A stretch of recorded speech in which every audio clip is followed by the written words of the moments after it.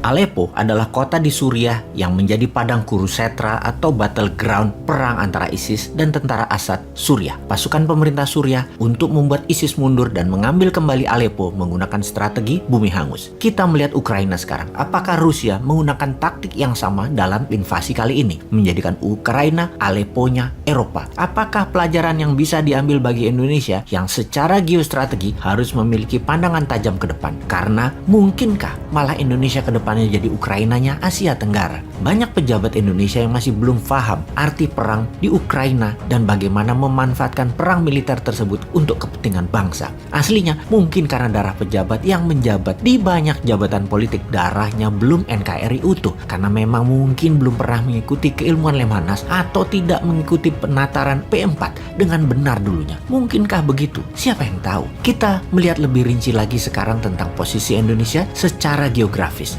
Kita bisa menganggap diri kita Rusia, kita bisa menganggap diri kita Ukraina, kita bahkan bisa menganggap diri kita Tiongkok, juga bisa menganggap diri kita Amerika. Kalau kita menganggap diri kita Ukraina, Ukraina merasa secara negara sejarah mereka lebih tua daripada Moskow, di mana Kiev berdiri dan besar di abad 14-15 awalnya. Waktu itu Moskow belum ada. Peradaban dan sejarah Ukraina lebih melihat diri mereka ke arah barat yang lebih dewasa, lebih matang ketimbang ke arah Rusia yang lebih muda. Karena itu dalam pemerintahan Zelensky, menengok ke barat, ke arah NATO, merasa lebih pas daripada menengok ke timur, ke arah Rusia. Apalagi Zelensky berdarah minoritas sebagai warga Ukraina. Di sisi Rusia, investasi Rusia, perusahaan-perusahaan besar oligark Rusia masuk sejak 20 tahun terakhir untuk membangun usaha di sana dan membuat ketergantungan Ukraina terhadap Rusia membesar. Jalur gas Rusia ke Eropa Barat 70% melalui tanah Ukraina. 80% perusahaan oil and gas Ukraina bermitra dengan Rusia.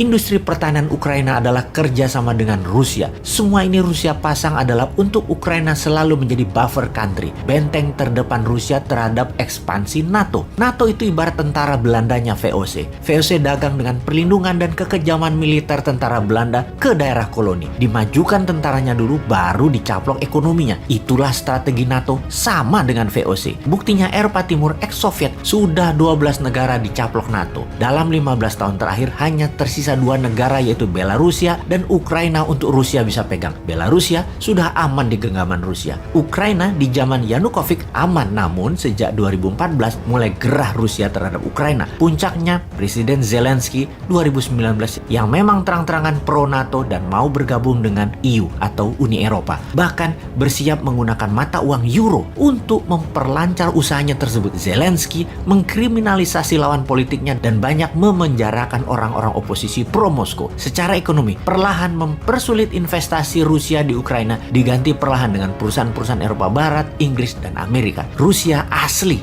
gerah, sangat murka, dan dengan apa yang Zelensky dan kaki tangan asing Eropa Barat yang terus memprovokasi Ukraina agar menengok ke barat. Investasi Rusia terancam, kedaulatan Rusia terancam. Rusia ambil tindakan, serbu Ukraina dan jadikan Aleppo Ukraina. Bercermin pada Indonesia sekarang, di tahun 1966 ada kudeta politik di mana Indonesia di masa itu sudah mulai miring ke komunis. Perang dingin atau Cold War sejatinya adalah perang ideologi, perang komunis versus demokrasi. Maka perluasan wilayah komunis pro Moskow dan pro Beijing dan perluasan wilayah demokrasi pro Washington terjadi di seluruh dunia. Perangnya bukan langsung Soviet versus Amerika, tetapi pakai proksi di dalam sebuah negara perangnya. Karena itu disebut perang dingin, main proksi. Kembali ke Indonesia, di tahun 50-an akhir dan tahun 60-an awal, militer Indonesia adalah negara terkuat di selatan Khatulistiwa. Indonesia is the strongest country in Southern Hemisphere. Waktu itu, akan jatuhnya Indonesia ke tangan komunis, sebuah ancaman kedaulatan demokrasi, yang mana demokrasi adalah barang dagangannya Amerika dan sekutu. Untuk menjaga Malaysia dan Singapura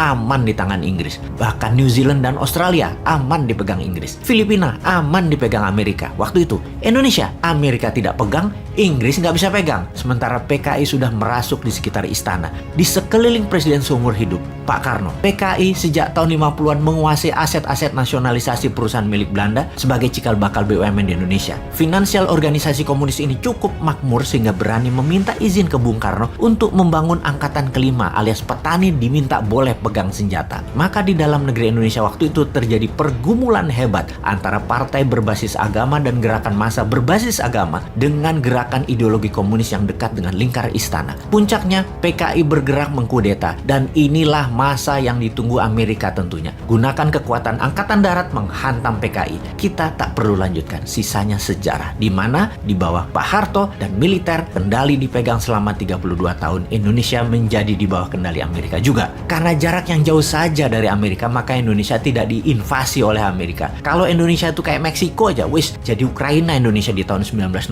itu. Jadi karena jauh jaraknya dari homeland Amerika, Amerika pakai rezim, pakai pemerintahan bentukan, tidak pakai invasi militer, tetapi pakai pemerintah bentukan yang harus nurut dengan Amerika. Kita bercermin dengan kasus tadi, itulah yang dilakukan Moskow sampai Yanukovych dikudeta secara konstitusi. Kudeta yang disponsori oleh Barat plus CIA, di mana di Indonesia juga sama di tahun 1998 untuk menghancurkan Pak Harto yang mulai tidak nurut dengan Amerika. Indonesia ekonominya ditembak dulu pakai economic hitman. Indonesia bangkrut, masuk ke IMF, dan tergulinglah Soeharto. Ditukar dengan reformasi, pemerintah pengalihan, hingga mulai masuk ubah Undang-Undang 45 dengan Undang-Undang 2002. Masuklah demokrasi one man, one vote. Sekali lagi, sisanya sejarah. Suara demokrasi di negeri yang belum dewasa, harganya murah. Semuanya main duit, dibungkus dengan komunikasi media yang masif. Selesai sudah. Kemudian pemerintahan berganti-ganti sehabis reformasi selama hampir 24 tahun ini. Kepentingan politik berganti sesuai dengan siapa pendukung utama di belakangnya. Saat ini misalnya, ketika blok Rokan dilepas dari tangan Amerika, Freeport dinasionalisasikan, blok Mahakam lepas dari tangan Amerika, dan banyak lagi yang lepas dari Amerika, keinget aset Rusia lepas dari tangan Rusia di Ukraina. Makanya Rusia marahnya luar biasa, nggak terjadi apa yang terjadi sekarang.